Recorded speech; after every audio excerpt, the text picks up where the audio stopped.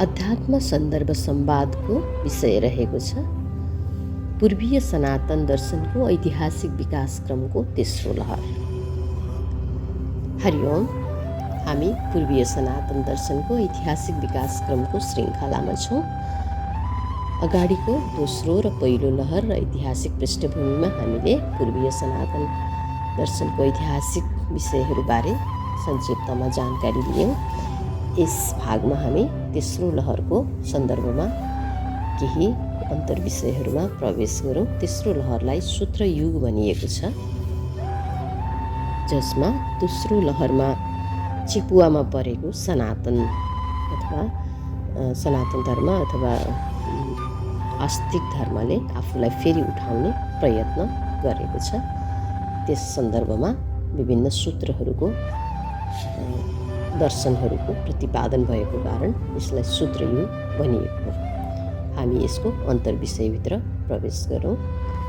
पूर्वीय सनातन दर्शनको ऐतिहासिक विकासक्रमको दोस्रो लहर तथा कर्मकाण्ड युगमा वैदिक कर्मकाण्डहरूको विस्तारसँगै उदय भएका सनातन वेद तथा वेदको अन्तिम हिस्सा उपनिषदका विषय तथा मूल्य मान्यताहरूलाई प्रामाणिक नमान्ने अवैदिक तथा नास्तिक मनुष्यहरूले अथवा समुदायहरूले मानव समाजले खडा गरेका अवस्था, अराजकता तथा खलबल्याएको नाजुक परिस्थिति ठिक गर्न तथा सही व्यवस्था मिलाउन सनातन वेद र उपनिषदको पुनर्व्याख्या गर्दै त्यस अन्तर्गत रहेर नयाँ नयाँ प्रकारका वैदिक मत, अवधारणा, सूत्र तथा वैदिक दर्शनहरूको प्रतिपादन गर्दै फेरि वैदिक तथा आस्तिक दर्शनको लहर चल्न प्रारम्भ भयो, जस अन्तर्गत अवैदिक बौद्ध दर्शन, अवैदिक तथा नास्तिक बौद्ध दर्शन, जैन दर्शन र चारवाक दर्शनको खिलाफ खडा भएर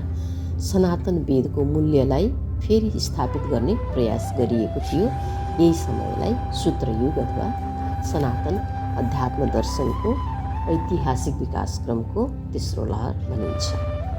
सनातन दर्शनको पुनरुत्थानको यो युग तथा कालखण्डलाई पूर्वीय सनातन दर्शनको ऐतिहासिक विकासक्रमको तेस्रो लहर तथा सूत्रयुग मान्दै आइएको छ।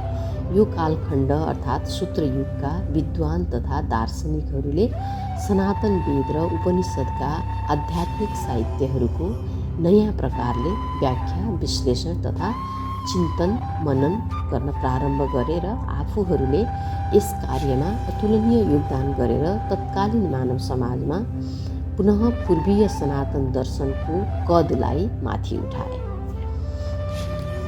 यो समय सनातन ग्रन्थहरूको रचना तथा प्रतिपादन सूत्रमा अर्थात् संक्षिप्तमा गरिएको कारण यस समय अवधिलाई सूत्रयुग भनिएको हो। सूत्रबद्ध रूपमा गरिएको एक सूत्रमा, तर त्यसको अर्थ धेरै लाग्ने गरिकन। यो कालखण्डमा रचना गरिएका तथा प्रतिपादन भएका सूत्र तथा दर्शनहरू पूर्ण रूपमा वेद र उपनिषदमा आधारित नभएका भए पनि कमसेकम वेद र उपनिषदलाई नै प्रमाण मानेर यही परिस्थितिमा आस्तिकतामा आधारित भएर 6वटा पूर्वीय सनातन दर्शनहरू अर्थात् षट दर्शनहरू प्रतिपादित गरिएका थिए। यसअघि नै नास्तिक दर्शनहरू प्रतिपादित भएका थिए। बौद्ध दर्शन, जैन दर्शन र चारवाक दर्शन यिनीहरूले नै समाजमा फैलाएको, अब सनातनीहरूको हिसाबमा अराजकता भनिन्छ, तर उनीहरूको प्रभावलाई कम गर्नलाई सनातनीहरूले अथवा वैदिक धर्मीहरूले फेरि उपनिषद र वेदको अध्ययनलाई पुनर्व्याख्या गरेर 6वटा दर्शनहरू प्रतिपादन गरे। ती दर्शनहरूमा 1 नम्बरमा साङ्ख्य योग, सबभन्दा पुरानो मानिन्छ साङ्ख्य दर्शन, सबैभन्दा पुरानो मानिन्छ साङ्ख्य दर्शन। त्यसपछि योग दर्शन, न्याय दर्शन, वैशेषिक दर्शन र मीमांसा दर्शन अर्थात् पूर्व मीमांसा तथा कर्मकाण्ड र 6 नम्बरमा वेदान्त दर्शन तथा उत्तर मीमांसा र यसअघि स्थापित भएका अवैदिक तथा नास्तिक 3 दर्शनहरू बौद्ध दर्शन, जैन दर्शन र चारवाक दर्शन हुन्। कुल मिलाएर सनातन अध्यात्म दर्शनमा 9वटा दर्शनहरू रहेका छन्।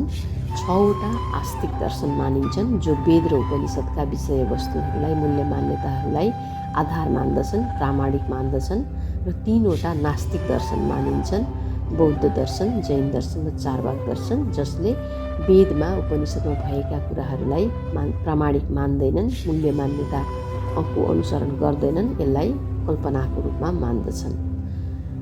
तर 9वटा दर्शन 3टा र 6वटा अलग अलग आस्तिक र नास्तिक धारका भए पनि तत्कालीन समाजको विकास क्रममा, सभ्यताको विकास क्रममा आवश्यकता अनुसार उत्पत्ति भएका सनातन अध्यात्म दर्शनकै विकास क्रमका अमूल्य एकदम महत्त्वपूर्ण हिस्सा हुन् 90वटा दर्शनहरू। यस प्रकार पूर्वीय सनातन दर्शनमा आस्तिक र नास्तिक दुवै मिलाएर प्रमुख रूपमा 9 प्रकारका पूर्वीय सनातन अवधारणा तथा दर्शनहरू रहेका छन्।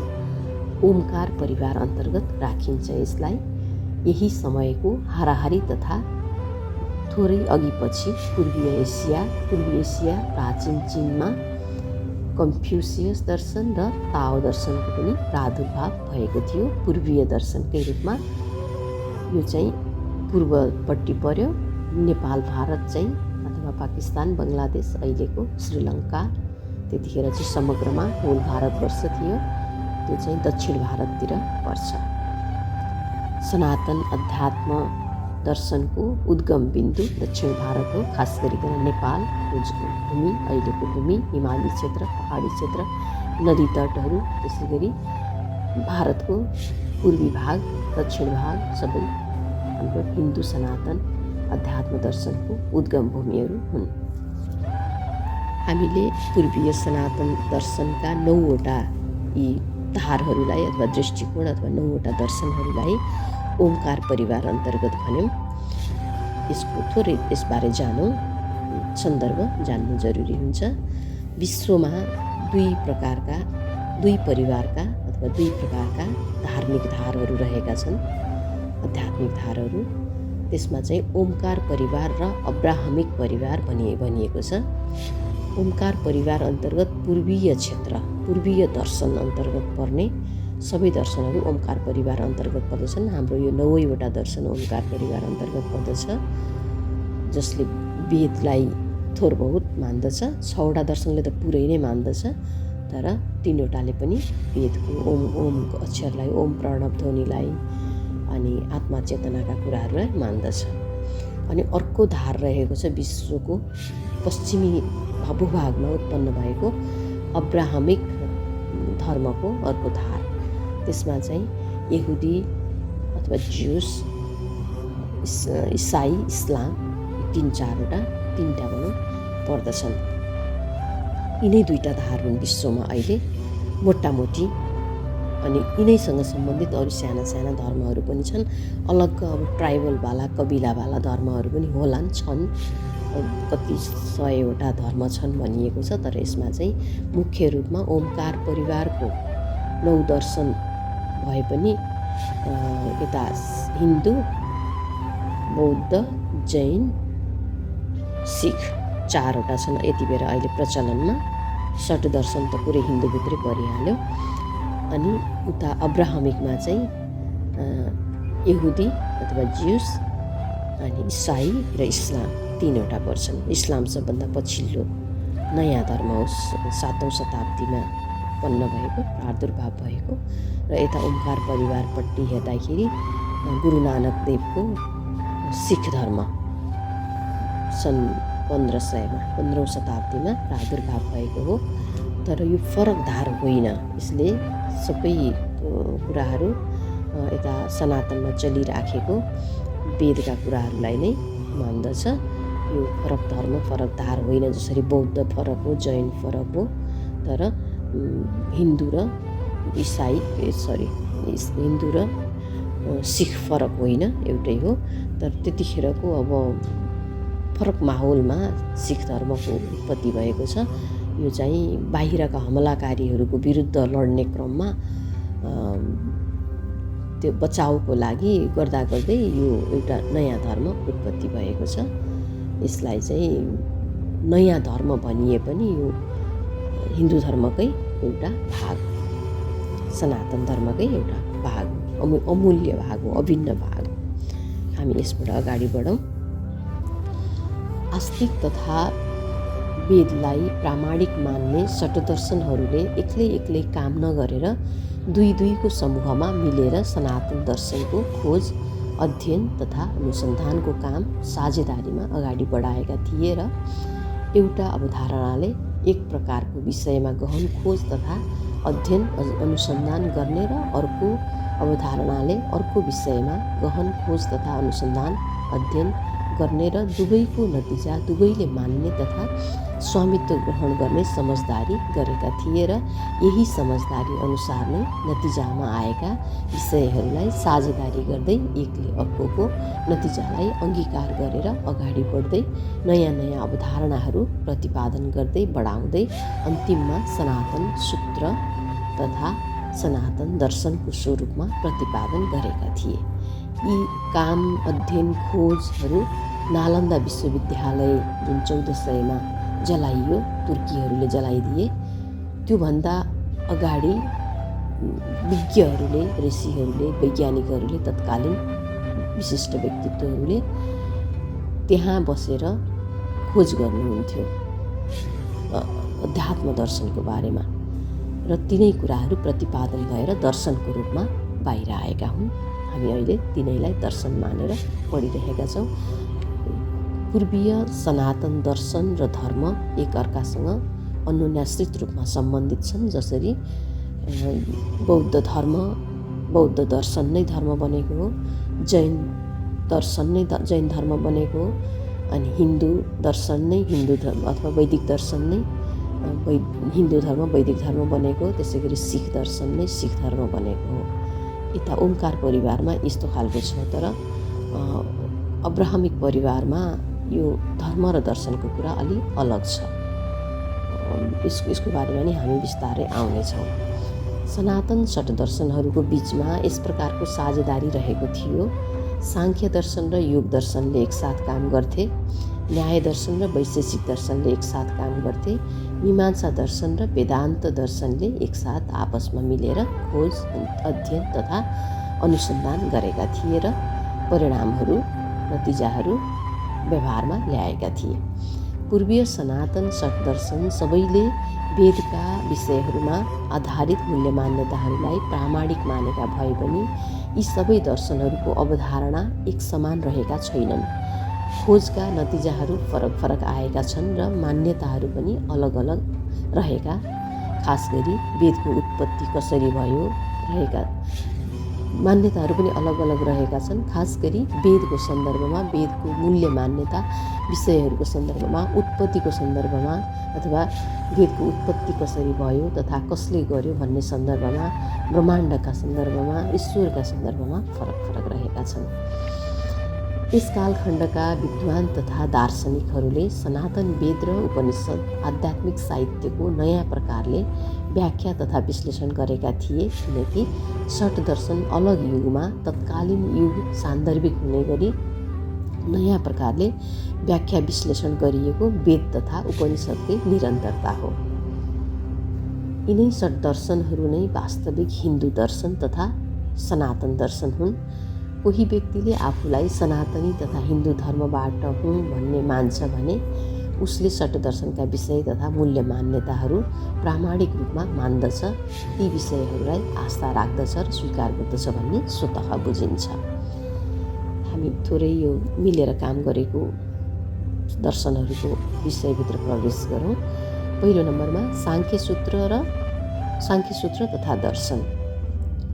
सनातन षट्दर्शनमा सबैभन्दा पुरानो तथा पहिलो सांख्यसूत्र तथा सांख्य दर्शनलाई मान्दै आइएको छ। यसको रचना तथा प्रतिपादन कपिल मुनिले गर्नुभएको थियो।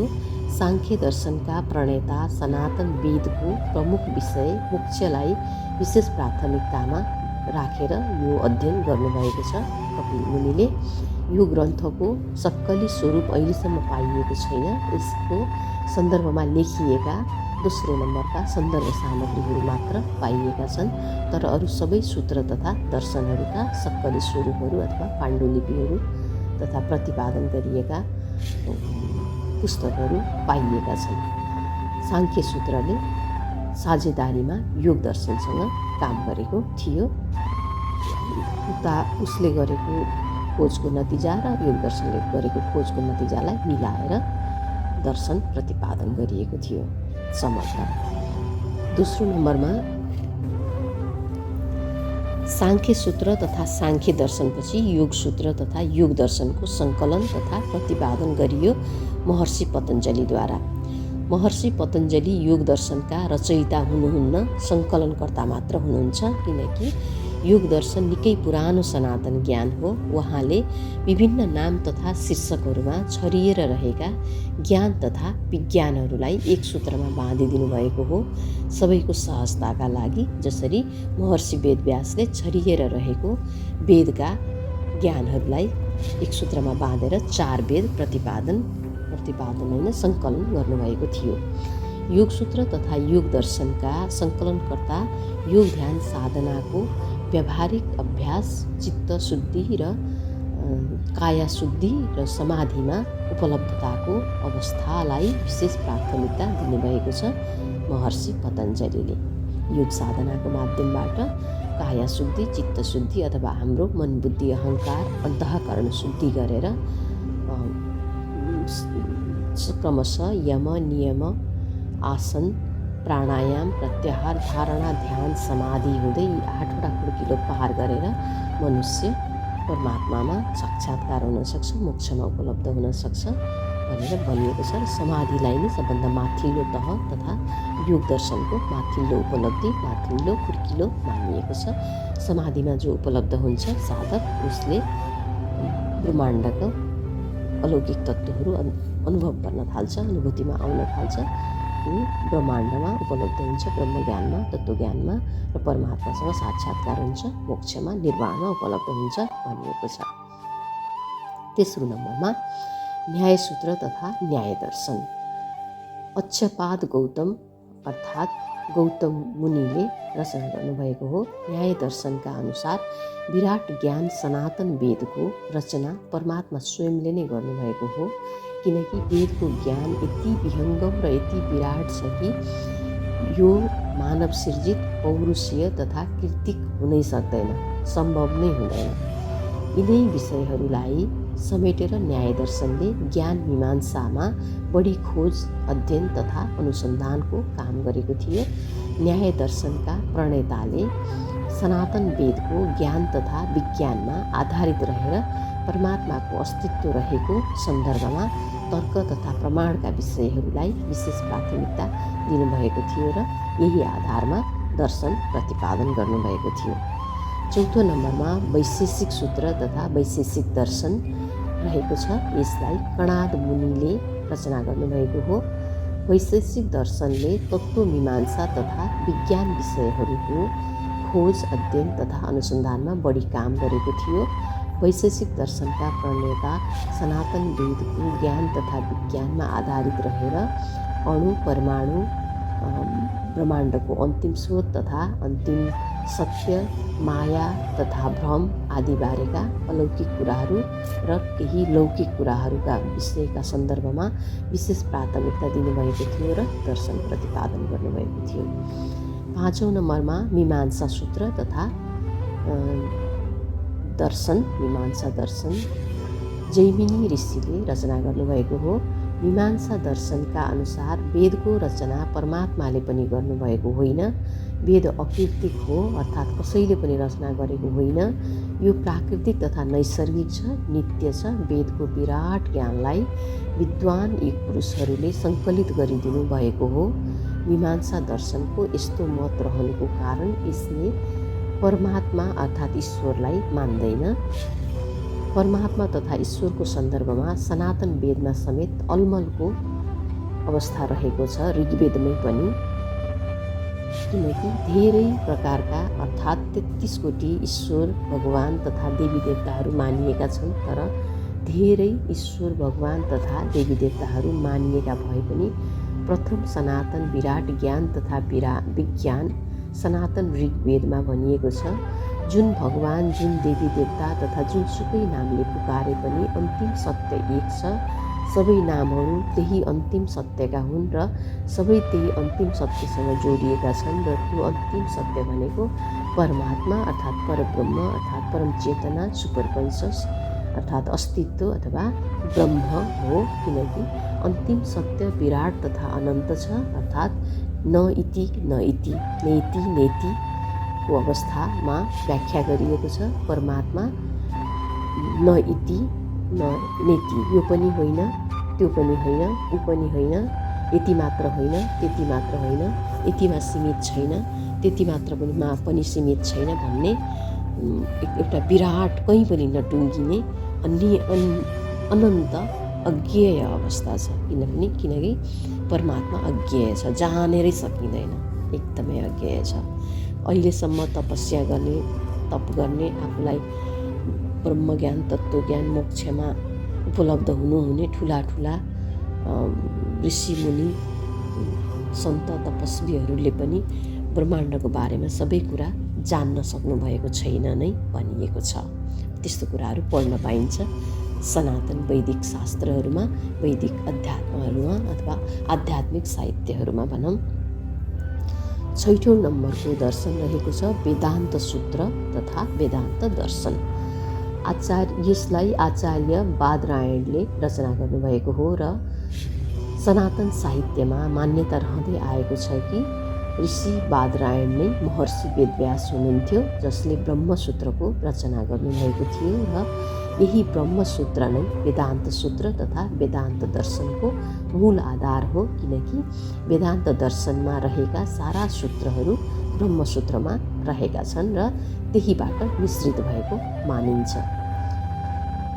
पूर्वीय सनातन दर्शनको ऐतिहासिक विकासक्रममा पछि गएर पूर्वीय सनातन दर्शनको पुरै परम्परामा सबैभन्दा महत्त्वपूर्ण अवधारणा तथा दर्शन वेदान्त सूत्र तथा वेदान्त दर्शनको रूपमा स्थापित भयो।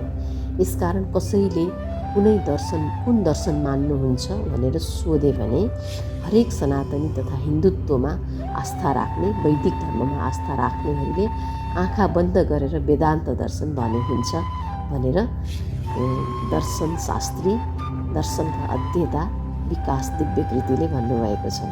किनकि कोही पनि सनातनी तथा हिन्दू धर्मी व्यक्तिले आफ्नो जीवनकालमा जति पनि अवधारणा, मूल्य, मान्यताहरू मान्दछ तथा अनुसरण गर्दछ, ती सबै तथा लगभग 90-95% वेदान्त दर्शन अन्तर्गत नै पर्दछन्।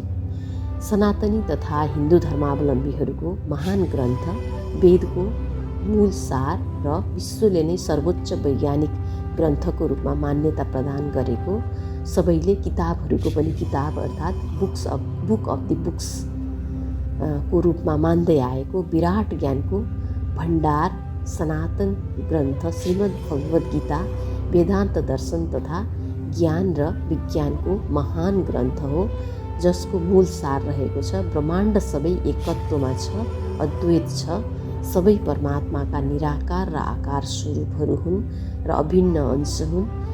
यहाँ कोहीबाट कोही पनि अलग छैनन्, सबै एक सूत्रमा एक अर्कोसँग अन्योन्याश्रित ढङ्गले गाँसिएका छन्।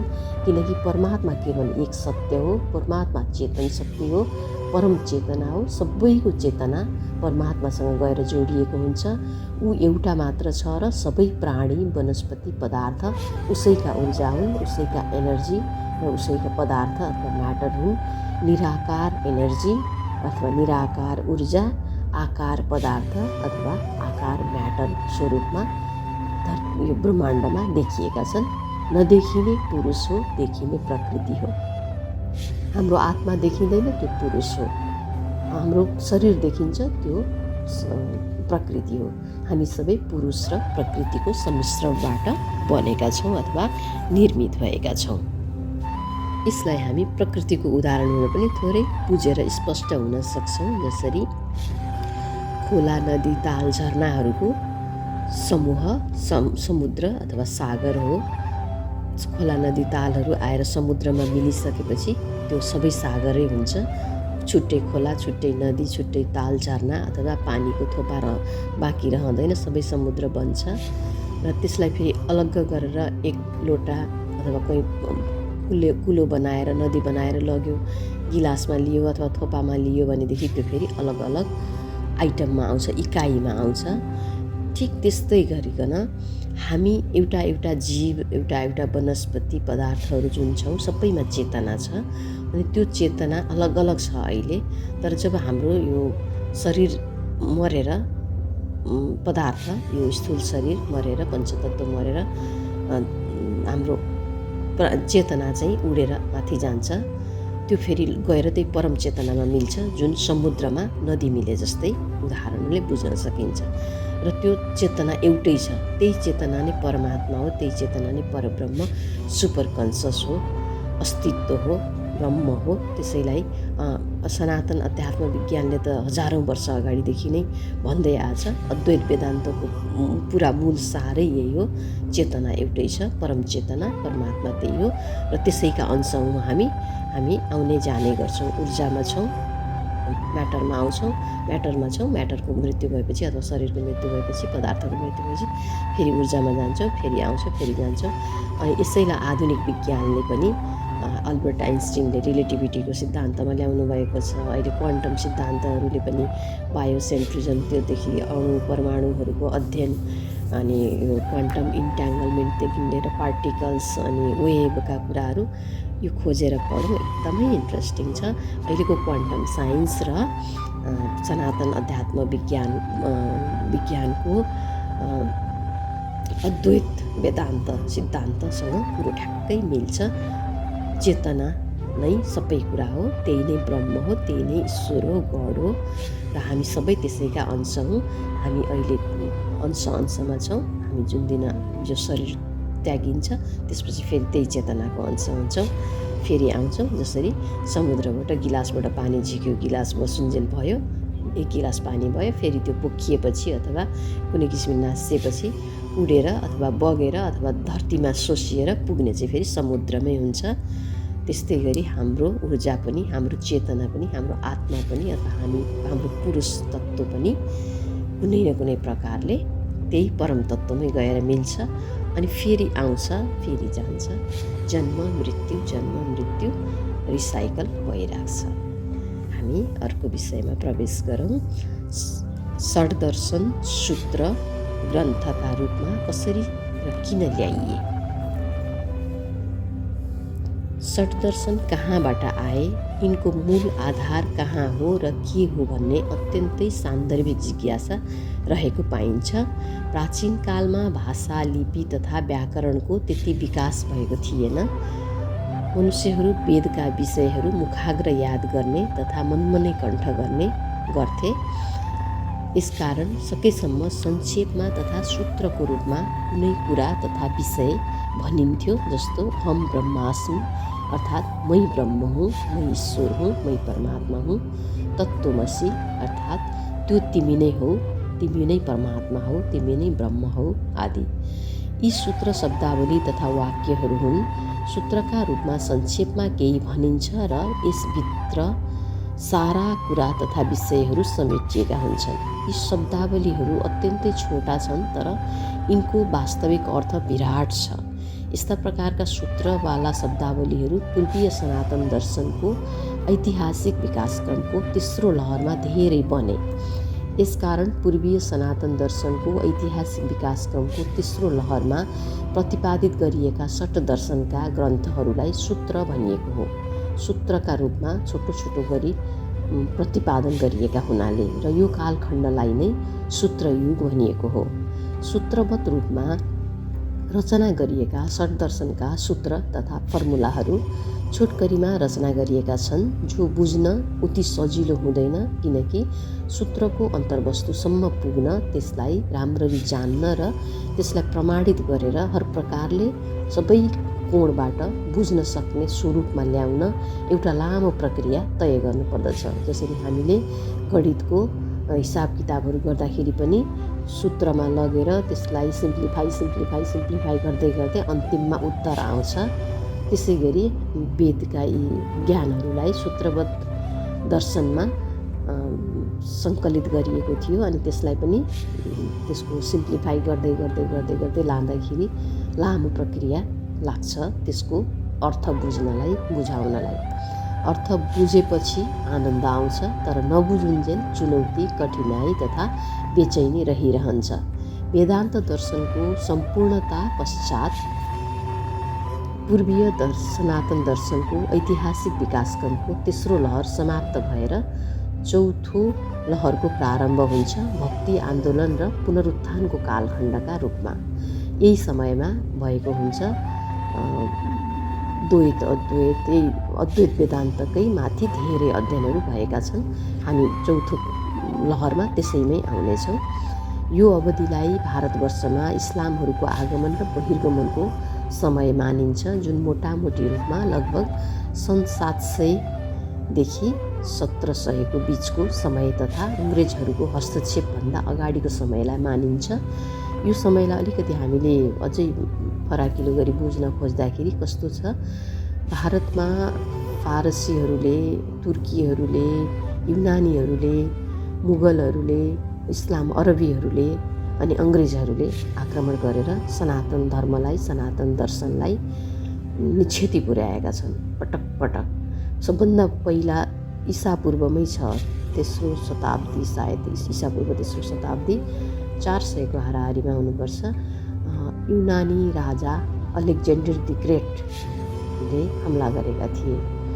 त्यसपछि तुर्कीहरू अथवा युरोपियनहरूले हमला गरे, त्यसपछि अरबीहरूले हमला गरे, त्यसपछि फारसीहरूले हमला गरे, अनि मुगलहरू आए, अङ्ग्रेजहरू आए। यस बिचमा धेरै उतार चढाव झेलेको छ सनातन अध्यात्म दर्शनले, सनातन धर्मले। त्यो यही लहरहरूमा सबैमा आउँदै जान्छ। यसपछिको लहर, चौथो लहरबाट खास गरिकन त्यही बचाउकै आन्दोलनको समग्रमा आफूलाई चाहिँ विदेशी हमलाहरूबाट बचाउने, विदेशी धर्महरूबाट बचाउने। किनभने युरोपियनहरूले इसाई धर्म फैलाउन चाहन्थे त्यति बेलैदेखि नै, अनि अरबीहरूले इस्लाम धर्म फैलाउन चाहन्थे, मुगलहरूले पनि इस्लाम धर्म फैलाउन चाहन्थे। अनि त्यो फैलावटको क्रममा त्योसँग जुधेर, त्योसँग घमासान युद्ध लडेर आफ्नो समाजलाई बचाउनु, संस्कृतिलाई बचाउनु, नयाँ पुस्तालाई बचाउनु सानो चुनौतीको कुरा थिएन हाम्रा पुर्खाहरूको। तत्पश्चात हामी सनातनीहरू आज यो अवस्थामा छौँ, विश्वमा एकदम खुट्टा टेकेर आज चाहिँ योग दर्शनको, हाम्रो अध्यात्म षट दर्शनहरूको प्रचार गरिरहेका छौँ। विश्वमा नासासम्म फैलिएको छ। नासाले हाम्रै शास्त्रहरूलाई अध्ययन गरिरहेको छ, षट दर्शनहरूलाई नै, अद्वैत वेदान्तको अध्ययन गरिरहेको छ। खुसीको कुरा हो। अब हामी अलिकति इच्योडमा जाउँ। पूर्वीय सनातन दर्शनको ऐतिहासिक विकासक्रमको दोस्रो लहर तथा दोस्रो कालखण्डमा प्रादुर्भाव भएका बौद्ध, जैन, चारवाक यी 3 सनातन दर्शनहरूले वेद र वेदको अन्तिम हिस्सा उपनिषदका विषयका मूल्य मान्यताहरूलाई प्रामाणिकता मान्दैनन्, किनकि यी दर्शनहरू सनातन वेदको विरोध गरेर र वेदका विषयका मूल्य मान्यताहरूको विरुद्ध आन्दोलन गरेर सनातन मानव समाजमा स्थापित भएका कारण यी दर्शनहरू नास्तिक दर्शनहरू हुन्। यसकारण नै यिनलाई षट दर्शन अन्तर्गत सामेल नगरिएको हो। नवदर्शन चाहिँ भनिन्छ, यिनलाई 6+3 गरेर 9 भनिन्छ। 6वटा चाहिँ सनातनी मूल्य मान्यतामा आधारित, वेदका मूल्य मान्यतामा आधारित षट दर्शन हुन्। यी 3वटा चाहिँ वेदलाई नमान्ने, वेदको विरुद्धमा खडा भएर प्रतिपादित भएका, प्रादुर्भाव भएका दर्शन हुनाले यिनलाई नास्तिक दर्शन भनिन्छ। दोस्रो लहरदेखि अथवा पहिलो लहरको अन्तिम समय उत्तर वैदिक कालदेखि नै यो नास्तिक र आस्तिकको द्वन्द्व, वैचारिक द्वन्द्व हुँदै आयो। अनि कहिले कुन माथि परिरहेछ, कहिले कुन माथि परिरहेछ। तर जब बाहिरी हमलाहरू हुन थाल्यो भारतमा, भारतको उत्तर पूर्वी, पश्चिम उत्तर इलाकामा, त्यसपछि चाहिँ अनि बचाउको, बुद्ध धर्मले आफूलाई कसरी बचाउने, बुद्ध दर्शनले, हिन्दू दर्शनले आफूलाई कसरी बचाउने, त्यसैगरी जैनले आफ्नो संस्कृति धर्मलाई कसरी बचाउने भन्ने उपायहरू गर्दै भक्ति आन्दोलनहरू अनि पुनर्जागरण यस्तै हुँदै आएको छ। हामी अहिलेको तेस्रो लहरलाई यही सम्पन्न गर्छौँ। हाम्रो चौथो लहर, पाँचौँ लहर र छैठौँ लहर आउँदैछ। यस विषयको ज्ञान लिएर आउँछौँ हामी। अहिलेलाई यही सम्पन्न गरौँ। हरि ओम, धन्यवाद, शिवोहम।